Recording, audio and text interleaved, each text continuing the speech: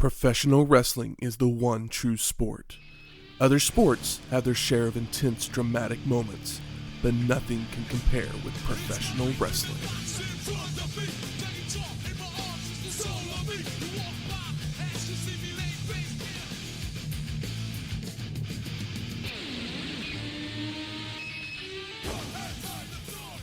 Welcome to Wrestling History X, where three friends come together to talk about the stories behind the matches. I'm Matt. And I'll be your tequila. Ooh. Not Tia tequila. Oh, okay. I'm not Asian or a woman. And Shane's still not here, but we miss him. He's in our hearts. He's here in spirit. But welcome to episode 350. Ooh. WWF Monday Night RAW. That's right, we're going raw. Born Raw, Die Raw. The Raw after last week's show. That's right. Very next night, as this is the 299th episode of Raw, produced by WWF. It would take place on February 15th, 1999, from the Jefferson County Civic Center in Birmingham, Alabama, with an attendance of 13,906, with a TV rating of 5.9.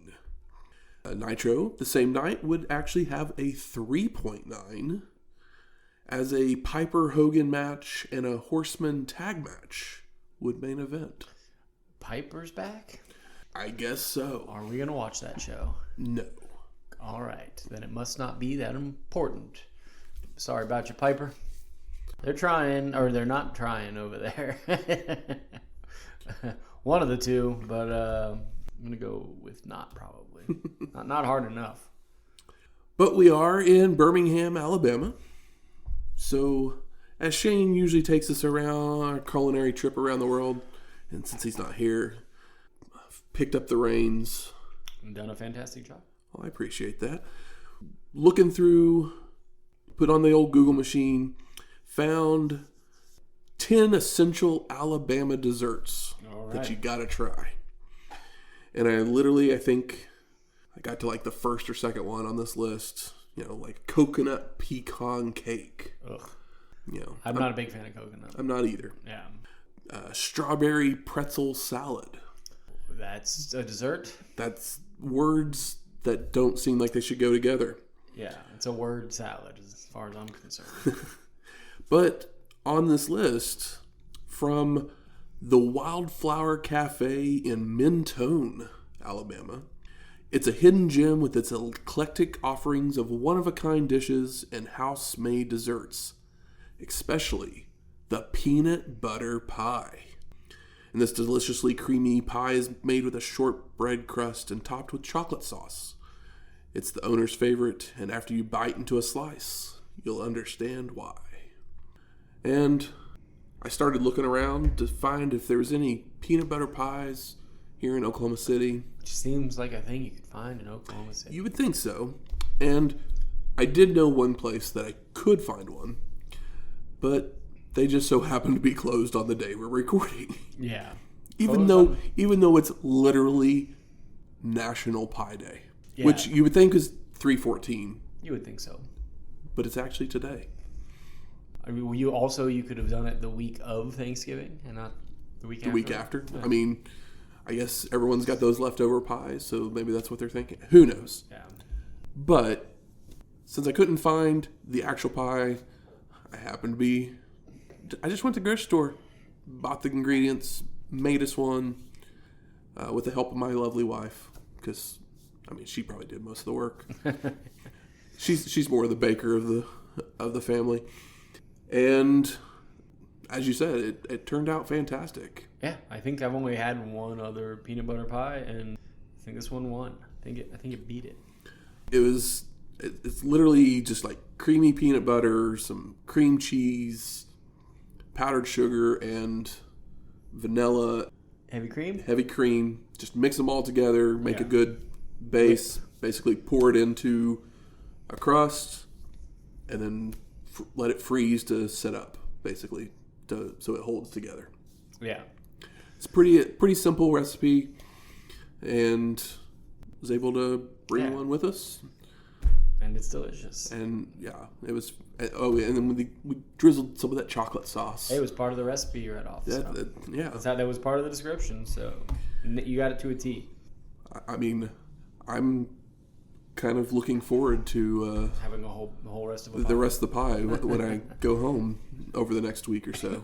Because Thanksgiving was a couple weeks ago, but I ended up not really doing any desserts for Thanksgiving. Wow. Well, yeah, so. You got plenty of one, and one that will hold, I imagine, very well. I would assume so. No rush. But something else that would happen right around the same time as this Raw, October Sky and Office Space would both hit theaters the next weekend. I saw one of these in the theater, and it wasn't Office Space, but I like Office Space more than October Sky.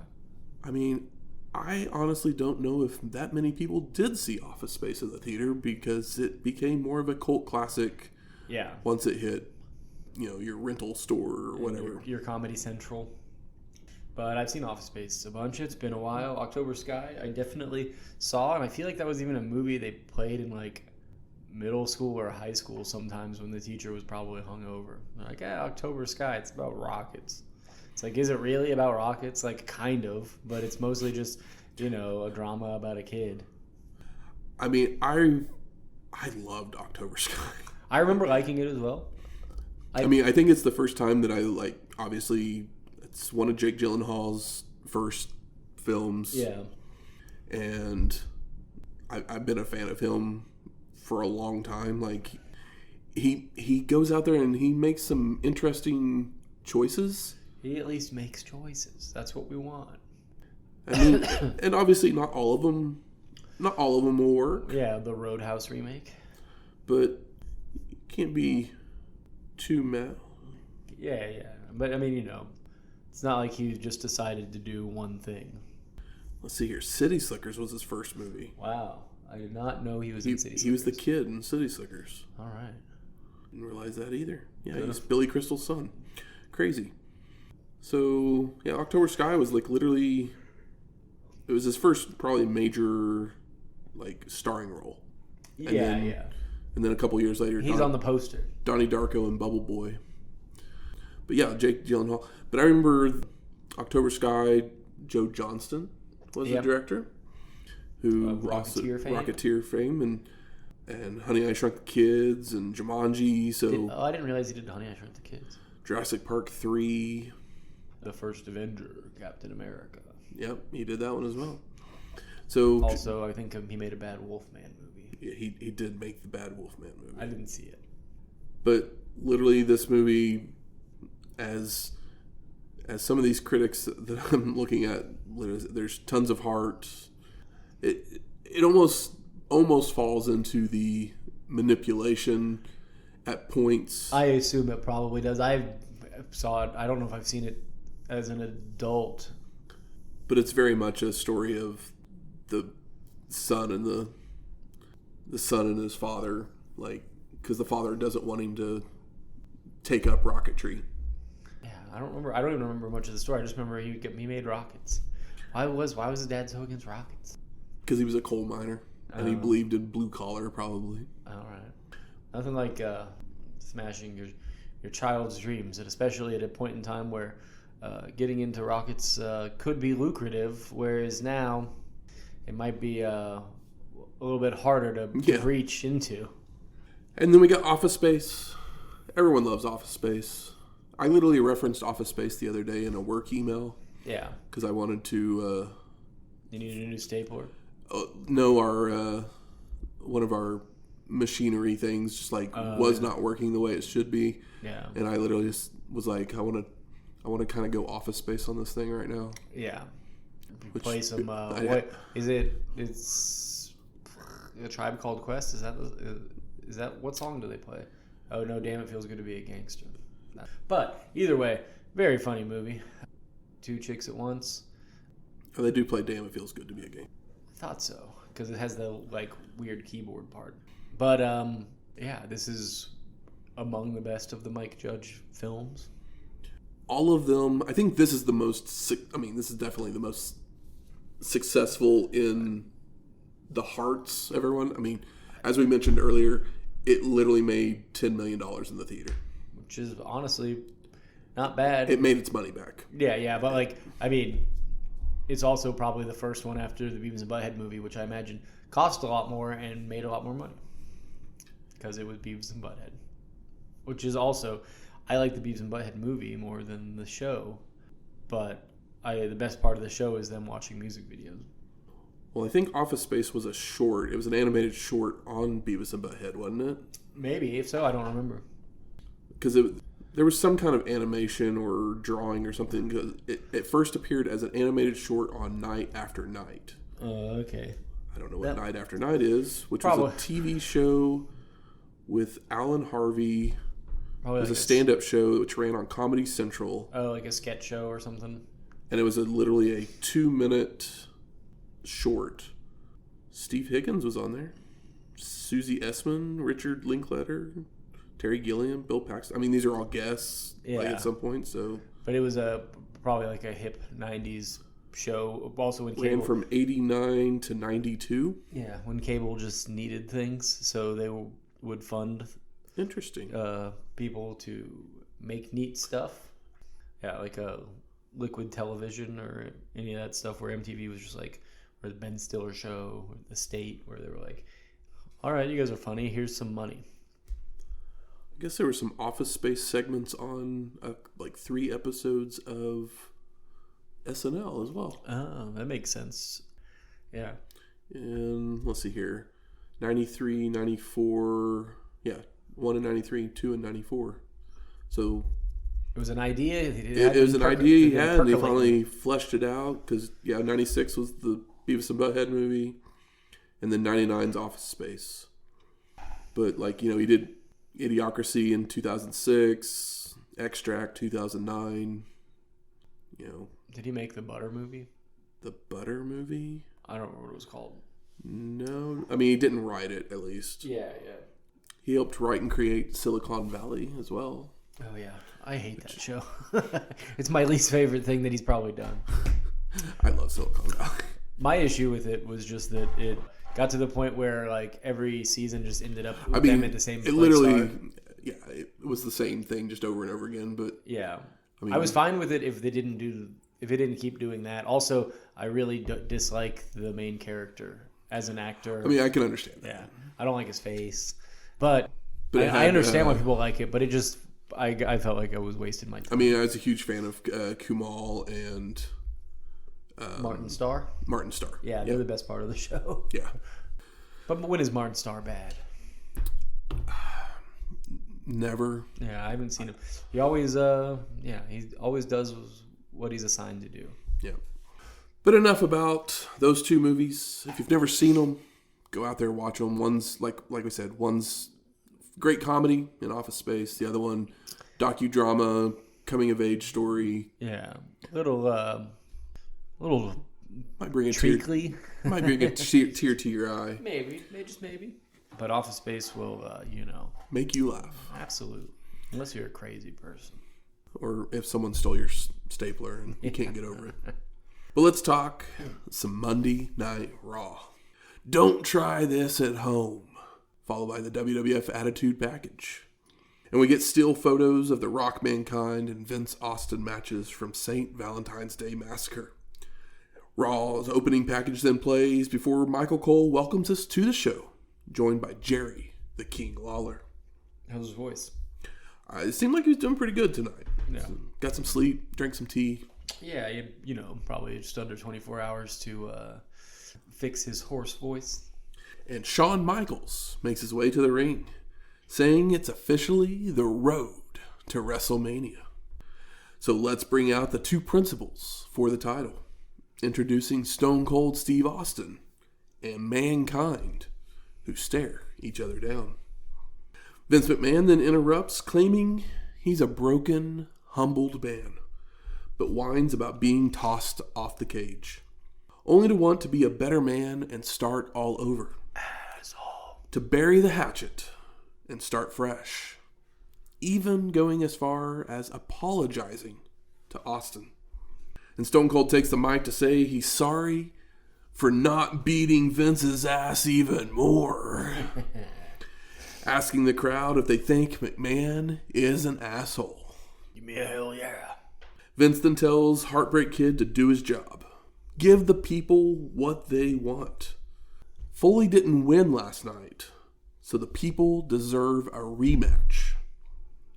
Mankind chimes in that he's not feeling his best, and he asks for 7 days. When The Rock comes out saying that Foley doesn't have 7 minutes, let alone a week, to go one-on-one with the Great One. Calling Shawn a Rudy Poo candy ass.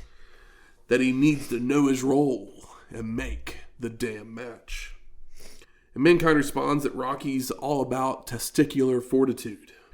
That he doesn't need Michaels to make the match, as he will see The Rock in the ring tonight. That's a way to cut off Shawn's balls. Vince then goads the Heartbreak Kid into making the match a ladder match, which he does, taking the belt to be hung high above the ring later tonight. I mean, that checks out. The last man standing didn't work out. Ladder match, someone's got to get the belt, or it's just going to keep going. And, you know, guarantees a winner. Yeah. I mean, like, what is this, their 4th gimmick match? Last man standing, empty arena, ladder. There was basically a hardcore match. I Quit. Yeah, I Quit. That's what I meant. And then the empty arena was Falls Count Anywhere. So, yeah, they've had 4 gimmick matches. Yeah. They've more gimmick than roulette. Yeah. Normally you get a trilogy, but, you know, these 2 guys, you can just keep it going forever, it seems. McMahon then has one more thing to say. That Austin may not know who he's facing at WrestleMania, but he will know who their guest referee is. And out comes the newest corporation member, Paul White, as we go to commercial. And we come back to Cole and King discussing the matches we'll see tonight, taking us right to our first match. Double J, Jeff Jarrett, and Debra versus D'Lo Brown and Ivory in a mixed gender match. Last night the 2 ladies got into it, so it's better D'Lo in the ring than Mark. And we get stills from their match on the pay-per-view last night, followed by D'Lo rushing the ring to attack Jarrett, knocking them to the floor. But Double J trips up Brown and re-enters to stomp away, only for a reversed whip that leads to a leaping leg lariat, a clothesline, and a body slam from D'Lo. Jarrett avoids an elbow drop and works the leg of Brown, locking on the figure 4, only for Ivory to rush in to rake his eyes, That'd go, girl. breaking it up. And Double J looks to keep up the attack, but D'Lo avoids and is slammed down for a standing leg drop, heading to the top for a lowdown, only for Debra to jump in the ring to break it up. And the 2 women start going at it in a cat fight as our gentlemen brawl it out, causing the ref to throw the match out.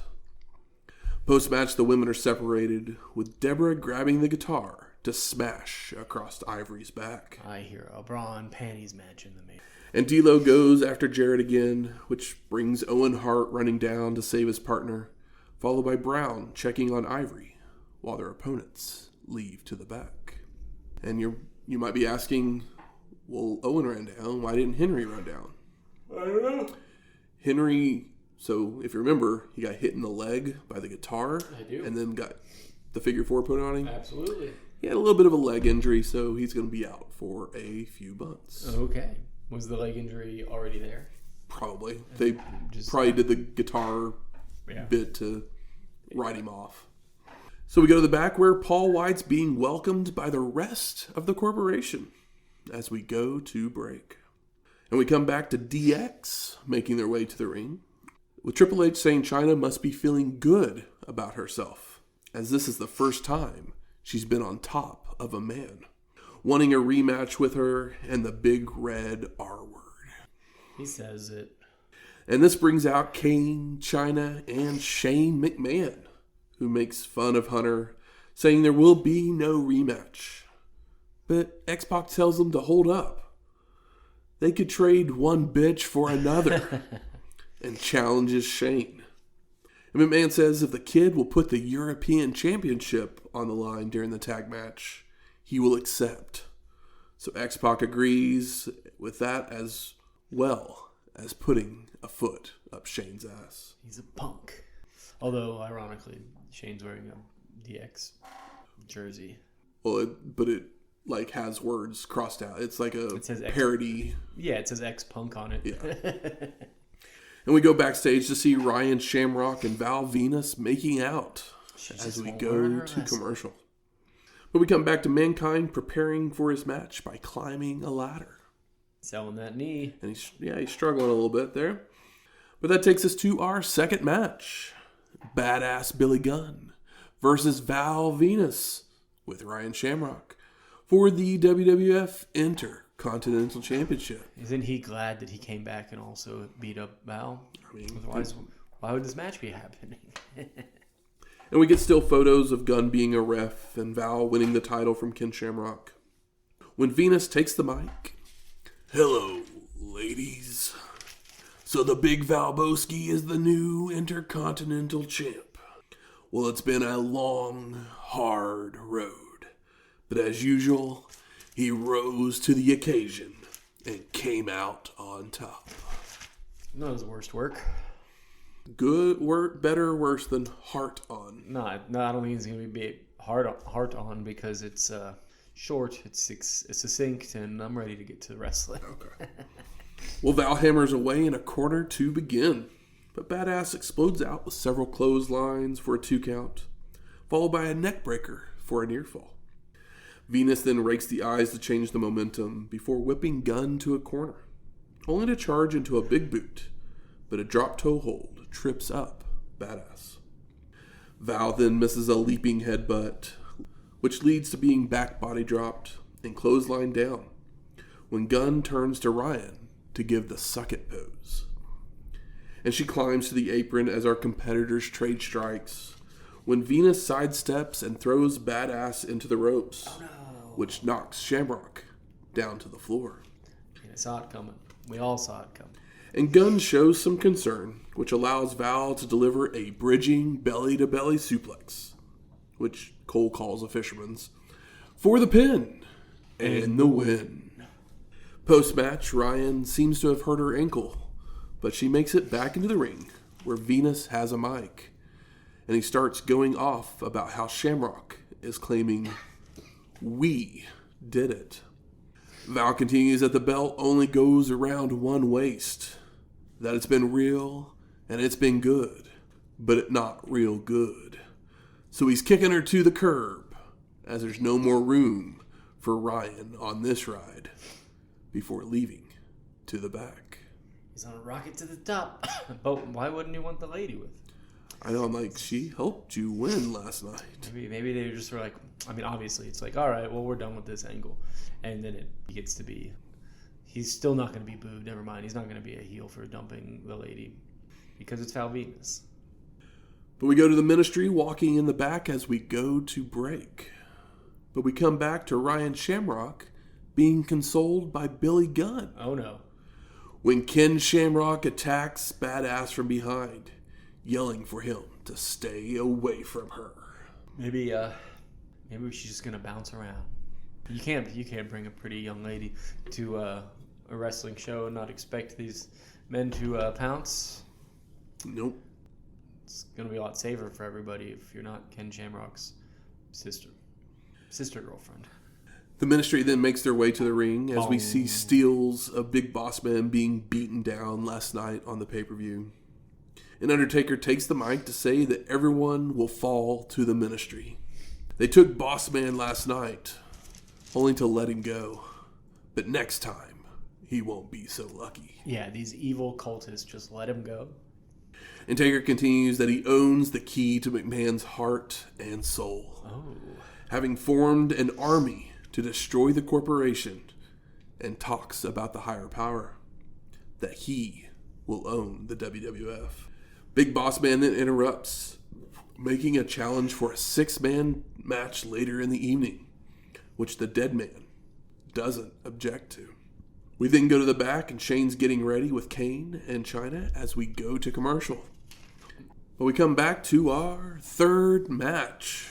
Kane and Shane McMahon with Chyna versus DX of Triple H and X-Pac for the WWF European Championship.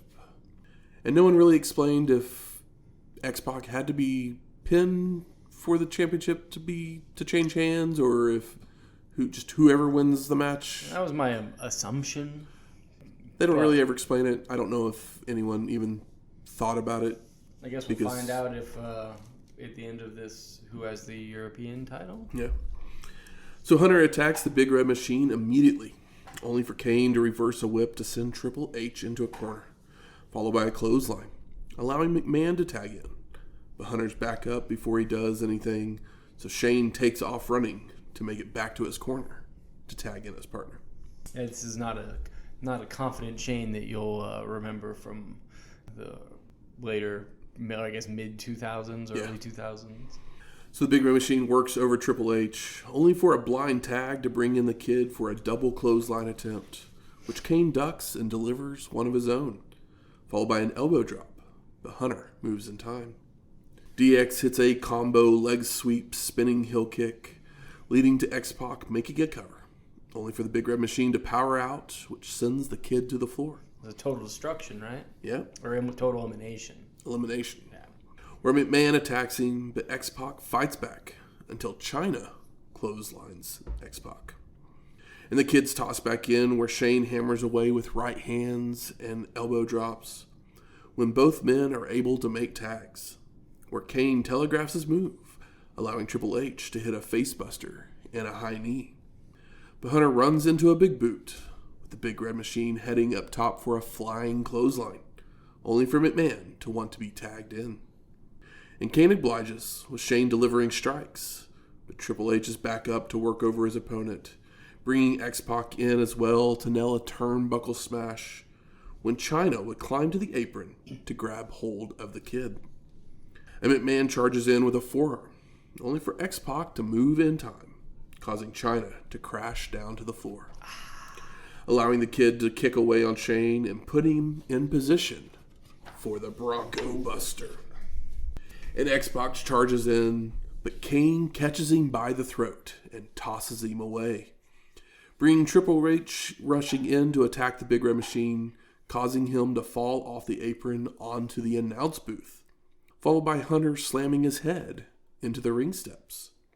And they brawl their way to the back, while Chyna hands the title belt to Shane to whack the Kid, falling on top for the pin and the win. And new. So I guess it was just whoever fell on top of X-Pac, maybe? I guess, yeah. So post-match, Chyna helps carry McMahon to the back as he's too loopy to stand on his own as we go to break. And we come back to the WWF Slam of the week, where we see Ivory distracting Jarrett during a match with D'Lo, allowing Brown to nail the Sky High for the win. And we then go to the back, and Shane's celebrating with the corporation and drinks, yelling that he's going to WrestleMania. I like Shane pours some champagne on Kane's head, but he has to lift his arm up real high, and obviously the former Isaac Yankem is not into it. And whether it's in character or not, I mean, I wouldn't really want champagne poured on my head either. But it's a funny little element for Big Red Machine, this demon from hell. That takes us to our fourth match. Bob Holly, our new champ, versus Steve Blackman for the WWF Hardcore Championship. I mean, I was like, are you going to hot potato this again? Well, let's find out. The champion came out first. Foreshadowing. And Holly runs up the ramp to attack Steve, but Blackman hits a snap suplex, only for Bob to answer right back with a swinging dropkick off the awning of the entranceway. Yep, that's why he came out first, I guess. And they brawl their way back through the curtain, in which they decided we didn't need to see the next 30 seconds or so. Yeah, that was bizarre. They were like, all right, cut to the next camera. Yeah, somebody was taking a piss break in the truck. But we catch up with them as Steve uses a 2x4 and Holly throws a TV monitor that misses. Bob continues by tossing Blackman into some crates, smashing a metal sign over the head of his opponent. But Steve fights back to send Holly into some barrels. And they make their way to the outside where Bob's run into the semi-truck trailer before kicking him off a vehicle into a dumpster. And then all of a sudden, Draws appears, smashing Blackman with a hammer of some sort and allowing Holly to recover and make the cover for the pin and the win. Draws a job squad guy now? No. Okay, just asking. So Cole says that Draws hit Kevin Kelly last week, with Steve coming to his aid. So perhaps this was a little payback. Yeah, I guess so. Sure. Why not? Like, if that's what it is, good story. Thanks. Yeah, they're like, well, we are giving Draws $60,000 a year. Have him do something. Let's do something. I hope he made more than that. Post-match, Bob rushes back to the ring, which this is actually when he started rushing back to the ring, I was like, this is now the third time in a row we've seen a hardcore match end outside. Yeah. And then as soon as they're done, the winner runs back to the ring to celebrate. And it's just like, or you could just not end the match in the back. Yeah, but they only had 6 minutes or less. Yeah, but it's like, well, they need their flowers. They need to remember the face of Bob Hall. But Bob takes the mic to complain about his lousy gimmicks, his goofy names, and weak tag team partners he's had over the years. It's all about him now, and challenges anyone to take him on for the championship. And who could it be now? Bart Gunn then comes out with a mic, and he doesn't appreciate being called a weak ass. I mean, if I was Bart Gunn, I wouldn't appreciate that either. He's a large man. Your name was Bodacious Bart, bro. Not necessarily a good gimmick, but he said weak partners. Yeah. And we know he's not weak because we saw what he did last year. And Holly actually reminds him that he's the only one that Bart didn't knock out in the Brawl for All. In the 4 matches that Bart had, he knocked out 3 of them. Holly was the only one that they went to decision on. I know, which is what I find most impressive about this is that they remembered something from 6 months ago? Well, they remembered the Brawl for All of all things, which was like a terrible experiment that everybody regrets. And then they're using it in an angle here, but the angle makes complete sense. And Gunn makes the challenge for next week's Raw, with Bob accepting. And speaking of Bart, we haven't seen him since that Brawl for All final on Raw, August 24th, 1998, episode 317.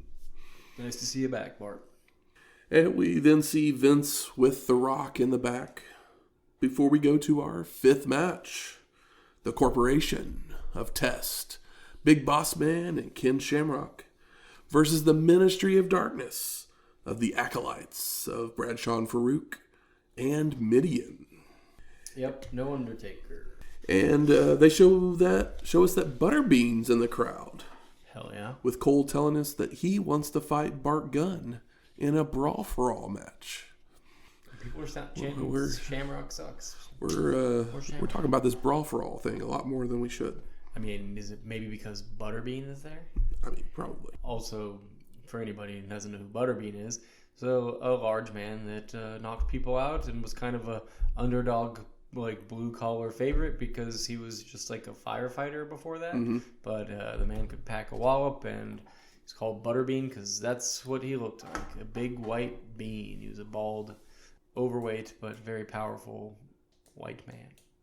So a Pier 6 breaks out as soon as everyone is in the ring. Who could have guessed it?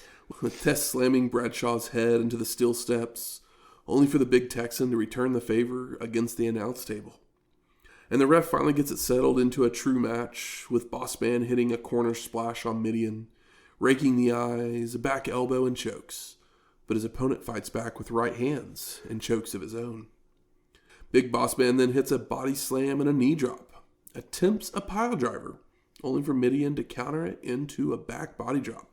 But Bossman's right back on the offensive with a hard whip and a clothesline, making a cover when the Acolytes rush in to break it up which leads to another Pier 6. And the lights go out, and the bell dongs, which brings Undertaker out.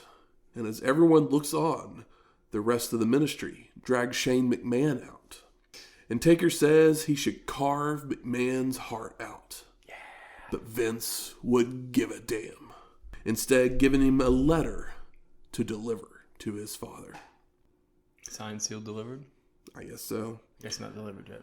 But I guess we'll also call the match a no contest. Yeah, absolutely. As we go to commercial. Yeah, a couple minutes to kill. And we come back to The Rock headed to the ring. He's come back to Birmingham, taunting them as trailer trash. How he's going to win the title by climbing the ladder, rung by damn rung. And how he's the greatest damn WWF champion ever. We then go backstage to see Mankind walking to the ring as we go to break. But we come back to our 6th match. The Rock versus Mankind for the WWF Championship in a ladder match. I got a kick out of The Rock making some kind of tequila analog about Mankind. Something about being up, but he made a tequila analog, which is funny because 30 years later he has a successful tequila company. And I don't believe that The Rock probably drinks at all at this point. I don't even know if he's human. Because he hasn't had a personality in 15 plus years. So Austin also comes out and he joins the announce team before the match starts, with Foley knocking Rocky off the apron, whipping him into the ring steps, only for The Rock to return the favor and grabbing a chair to toss into the ring. And they roll back inside where Rocky bashes the knee of Mankind with the weapon several times before grabbing the ladder to bring inside. But Foley uses the chair to whack the apparatus multiple times to take down The Rock. Take him down. And Mankind continues with a body slam onto the ladder, followed by a people's elbow. Michael Cole's been calling it the Socko elbow these last couple shows. Which he doesn't have Mr. Socko out. I know, Michael Cole's makes just no sense, Michael Cole. Just a fool, but it's fine. They should call it the Mankind's elbow. But it's the people's elbow because the Mankind is obviously the real people's champ. Which is followed by setting the ladder up to climb, only for Rocky to smash the chair across his leg, causing Foley to fall off. Rock then clips the knee and puts the leg in the rung of the apparatus and walloping it with the chair over and over. You gotta hit him where he's weak. Rocky sets the ladder up again to climb, only for Mankind to pull him off, grabbing the chair to use across the back of his opponent. Foley again climbs, but The Rock is back up to use the chair, with Mankind falling into the ropes, getting himself tangled up, and allowing Rocky to continue the punishment. It was a pretty amazing flawless spot where Mankind just falls off. I don't actually know how he doesn't break his arm. Mankind gets knocked off halfway up the ladder. It's impressive how Mick Foley can make it look so flawless that he gets knocked off halfway the ladder, drops down, and that arm just slips right in between those ropes perfectly. It's kind of like the magic trick that everybody knows, but nobody ever really talks about, where he just can somehow tangle himself up. We've seen so many other people do that in the past, but it always looks a little bit forced. And with him, just it's almost like a fifth appendage. I mean, it literally looks like he should have broke his arm when he landed against the ropes. Because those are usually like cables, and they can definitely tear something up. Well, the WWF actually uses rope. Oh, do they? Yeah, they use cable and WCW. WCW, yeah, but they actually taped ropes. That's why there's probably one of the reasons there's less lucha always in the WWF, because it's not as springy. So a mule kick low blow by Foley knocks The Rock to the floor, where they brawl into the crowd, with Mankind throwing Rocky into a railing and hitting an elbow drop. Foley attempts a second one, only for The Rock to avoid and take the fight back to ringside, clotheslining him over the barrier. The fight heads up the ramp now, with Rocky suplexing his opponent onto it, slamming the bad knee into the steel and using a TV cord to choke Mankind. You guys have all seen a hardcore, no holds barred match. You got to use that TV cord.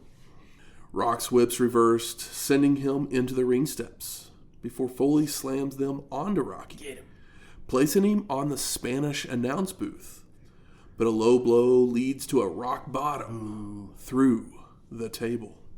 And Rocky heads back inside to climb the ladder, only for Mankind to recover to deliver a low blow of his own to knock him down, followed by a double-arm DDT. Foley then goes for a Socko Claw, but The Rock shoves the ladder into his opponent and DDTs him down. Both men make their way up the ladder, trading strikes atop it, when Mankind locks on the Socko Claw. Yeah, crowd goes nuts. Paul White then runs out, grabbing Foley by the throat and choke slams him down, allowing The Rock to grab the belt for the win. Boo. And new. This belt's been moving. Post-match, Rocky dumps the ladder onto Mankind and begins to celebrate, until Austin creeps up behind to nail a stunner as we fade to black. So I ask you, Michael, what are your overall thoughts of Monday Night Raw from February 15th, 1999? Pretty standard. Let's keep it moving after the pay-per-view. Nothing really rubbed me the wrong way. Of course, as a child, Mankind losing rubbed me the wrong way. But as an adult, it all makes sense. Mankind and Stone Cold have mutual respect. The Rock is a weasel that works for the arch nemesis of Stone Cold Steve Austin, that being Vince McMahon, the owner of the company. And Rock didn't even get the belt in an honest way. He had help from the new big man that appeared on the pay-per-view the previous night. And sounds like we're on our way to WrestleMania, and they have plenty of time to talk shit beforehand. As far as everything else on the show, it all kind of served a purpose, but with shorter time and less satisfying finishes than the pay-per-view. But things are still moving forward. Not hard to watch. Love that the last match is 30, 40 minutes, like, uninterrupted. When they came back for the last match, they're like, we're not cutting the commercial. No commercial breaks the rest of the way. Yeah, because this is letting you know that this match matters, which if you're watching, you should probably already know that because it's for the belt, and we're on the road to Mania. We all want Austin to have that belt back around his waist. Who's he going to have to take down in order for that to happen? So yeah, this show flew by for me as the WWF continues to get all their ducks in a row for the biggest show of the year.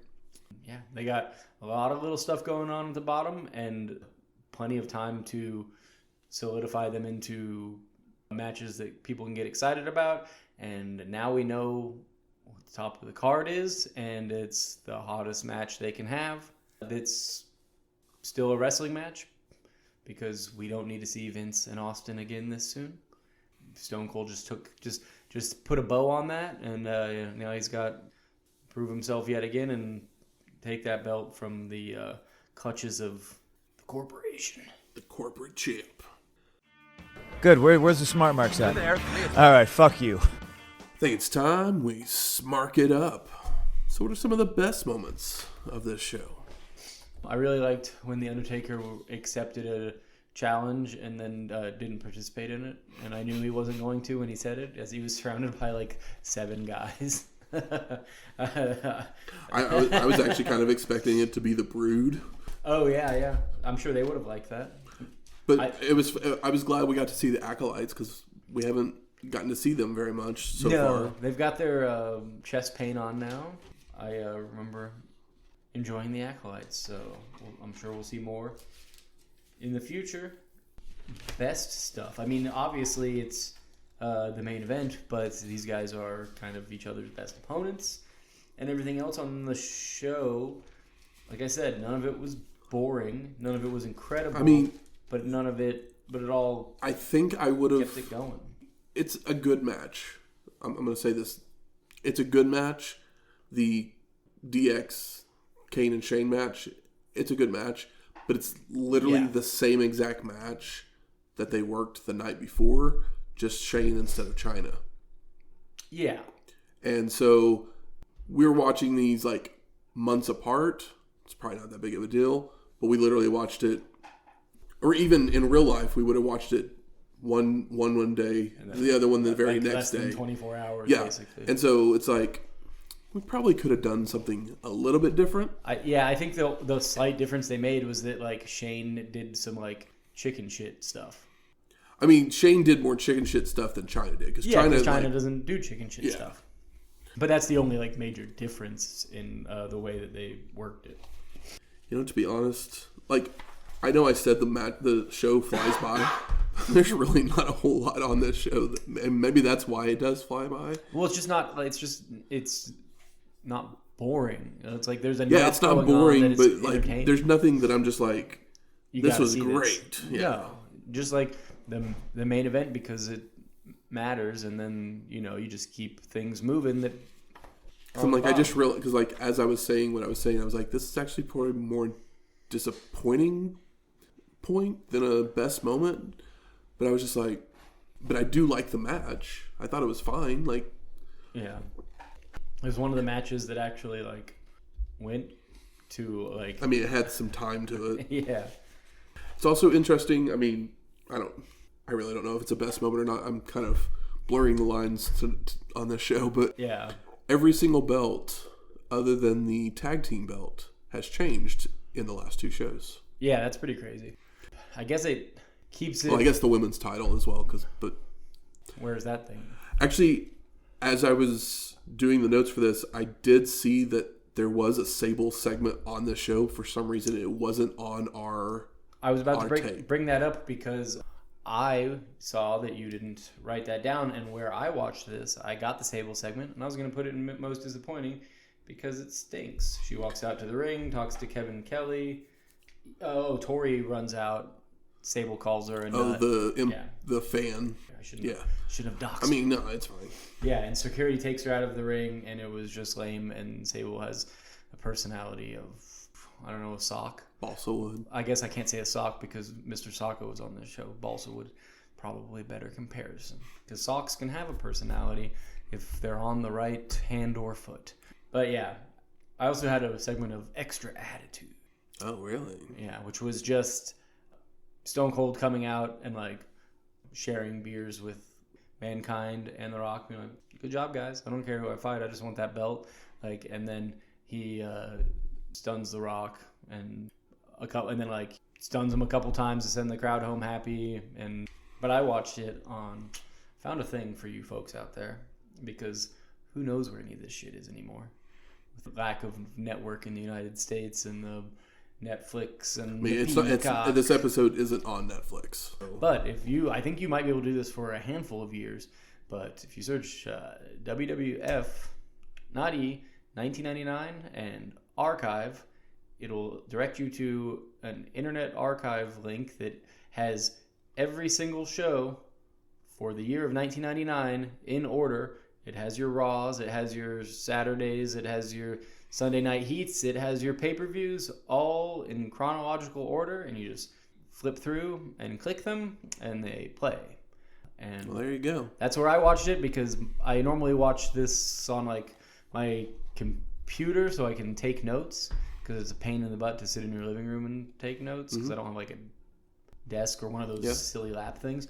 And Peacock app, or the Peacock doesn't work in the browser on my very old PC that has like probably an old pirated version of Windows on it. And yeah, I didn't check for 2000, I didn't check for 98, but all of 1999 is just chilling there. Interesting. Well, there you go, folks. Learning something new every day. Yeah. Is there anything else? It's just kind of best or most disappointing? Because like I said, we kind of blurred the lines here a little bit.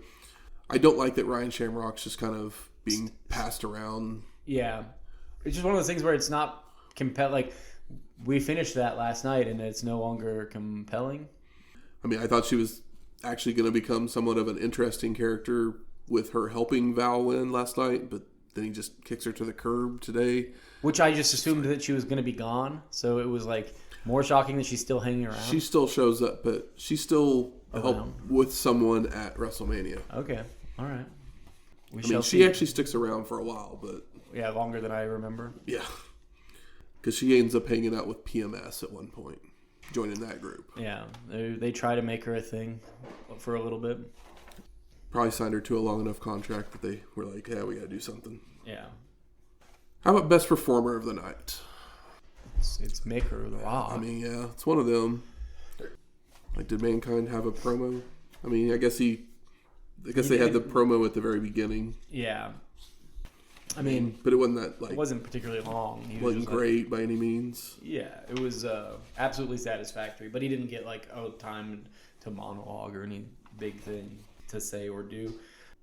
Actually, I'm gonna go back to most disappointing. Let's hear it. This ministry stuff is kind of lame right now.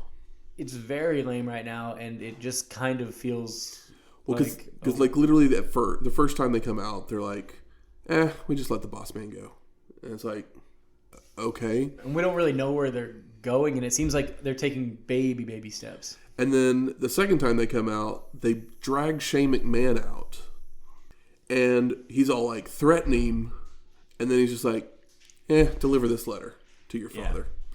Like, cool. Like, what? Like, that's not menacing at all. No. It's like waiting in the wings and being more mysterious would be more effective than being like out on the show twice and not really accomplishing anything. So, like, we all know that the story, like, it becomes better. Yeah. We know it does because we watched it a long time ago. Yeah.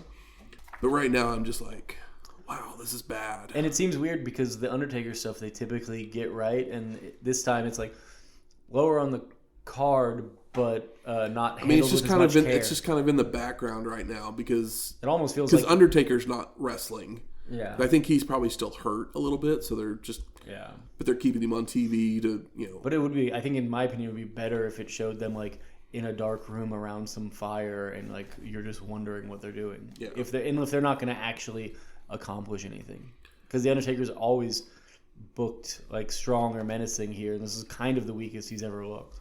But as I was saying that, in doing nothing. As I was saying that, I was kind of like, actually, Shane did a really good job on this show. Like, he's definitely he's not as good of a wrestler as what he is, even now. Like this is probably one of his first times in the ring. But he's quickly coming out of his shell, but and showing personality. The personality, especially in the back celebrating after the. Because he literally said, "I'm going to wrestle," how people say, "I'm going to Disneyland." Yeah. Like he said it like that, which I actually got a little bit of a chuckle out of. I mean, he's a third generation carny, so it just it's gonna come naturally, I guess. Most surprising, I mean, is it Paul White again coming out to? I mean, that's a little bit of for the main event. It didn't work the first night, but it worked the second night, and it's in the different, like the other of the two top feuds. But I like it that way because it doesn't make Mankind look weak, and it keeps The Rock looking like a shithead that needs help. That Shane's a champion. Absolutely the surprise of the night, because I already forgot it, and it was like, oh yeah, because he didn't win it in a one-on-one match, but putting a belt on Shane this early into him being like on TV character, like on TV personality is pretty wild. But also tells you how much they really give a shit about the European Championship. Yeah. It's not that old, and I don't even know. I assume X-Pac took it off of D'Lo? That's a lineage. Let's see here. That's Shawn Michaels to Triple H to... Is it to D'Lo? He didn't. There's no way. Yeah, because D'Lo was the European champion. That's right. Yeah, D'Lo to X-Pac. But the D'Lo didn't beat Shawn Michaels. He beat Triple H. Oh, he said Shawn Michaels. Because Shawn Michaels just gave it to Triple H. Yeah. Which is already devalues it. Yeah. I liked it most on D'Lo. He actually did something with it. Yeah. It meant something to D'Lo, that's why.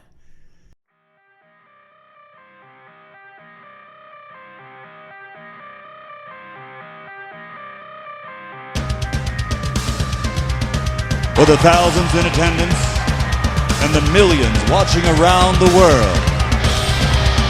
Ladies and gentlemen, let's get ready to rumble!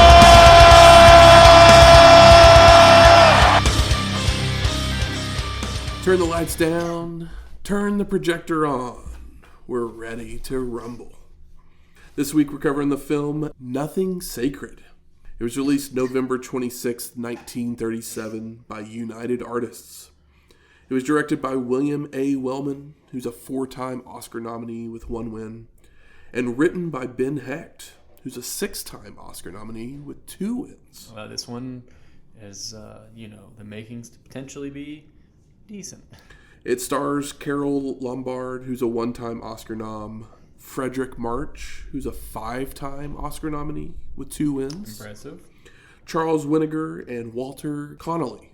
The plot is when a small-town girl is incorrectly diagnosed with a rare, deadly disease, an unknowing newspaper columnist turns her into a national heroine.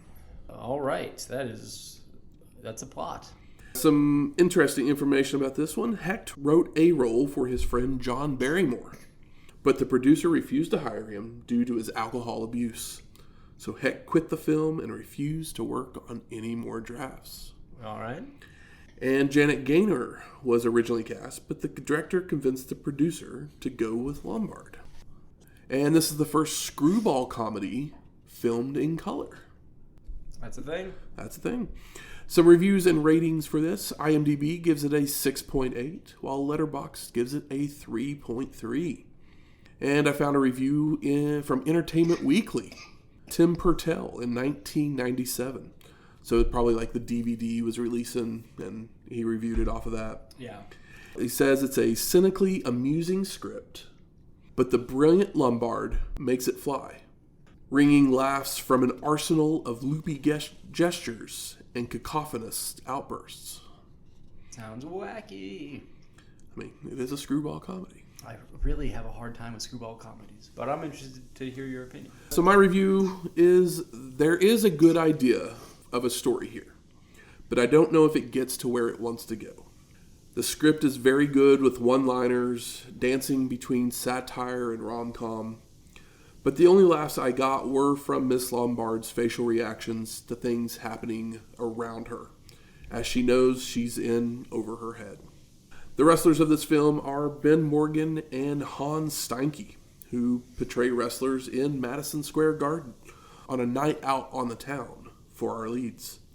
The wrestlers end up knocking themselves out of the ring right into our main character's laps. I think I get the idea. Ha ha ha.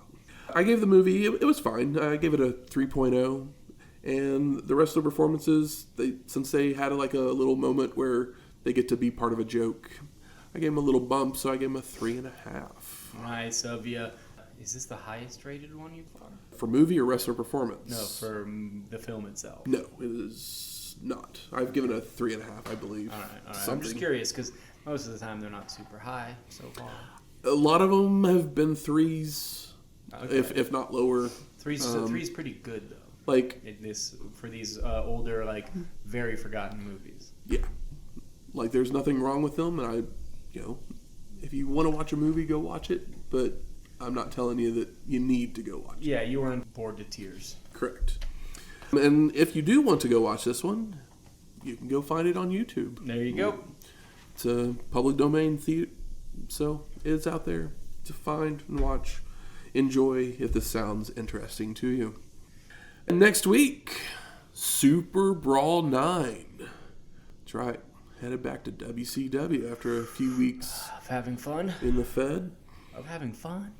And music from this week's show is Thorn MII by Jim Johnston. And Rock won our main events, so we play Do You Smell It? Version 2 by Jim Johnston as well. And if you like this episode or any of our other ones, please go out there, rate and review us on iTunes, Spotify, YouTube, or wherever you find your podcasts at. If, you're listening on Spotify, I'm sure there's ways to leave comments. Is it? I think there's like a whole conversation thing that you can like have with people. So, leave those out there. They should pop up in my my inbox and let me know. So hopefully I can answer those. And if you have any other questions, comments, concerns, recipes, as we're going to Oakland, California next week. How about a 40? Wouldn't be the worst thing. But you can send any of those things to us at WrestlingHistoryX@gmail.com or find us on X at WrestlingHistoX. That's Wrestling HISTOX. We'll talk to you next week. Later.